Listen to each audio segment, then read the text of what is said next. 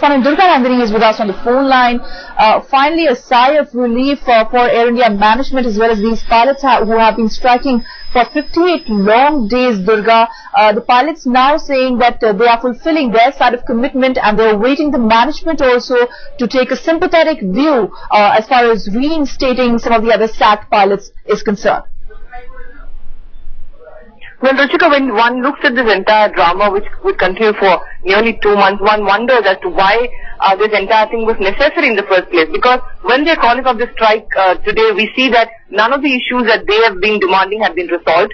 And it was completely unnecessary for all these pilots who are paid exorbitant amount of salaries to actually take out this strike for so long and completely stall operations. Air India is already reeling under a huge loss, and now another 600 crores have been lost in the past 2 months alone. Ultimately, no issues have been resolved. They're saying there'll be a conciliatory meeting on Friday, but then again, in just one day, things which have not been resolved for many months together are not going to be resolved in just one day. And on top of that, the Air India management has not assured that all their grievances will be dealt with expeditiously. So ultimately, it seems that it is status quo. It is reversed back to what the situation was 2 months back, and this entire strike at the end of the day seems to have been completely unnecessary. The pilots on their side saying that they are hopeful that they will be heard out, but the Air India management not committing to anything, and that is a major cause of worry for the pilots who are as of now called up their strike.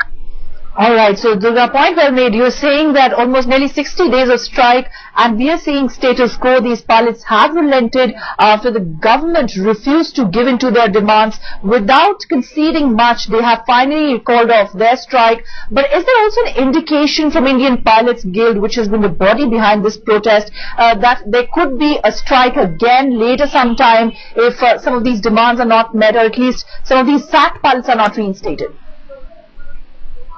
Well, the underlying message was very clear in the press conference that we just saw right now. We played it out live and we saw that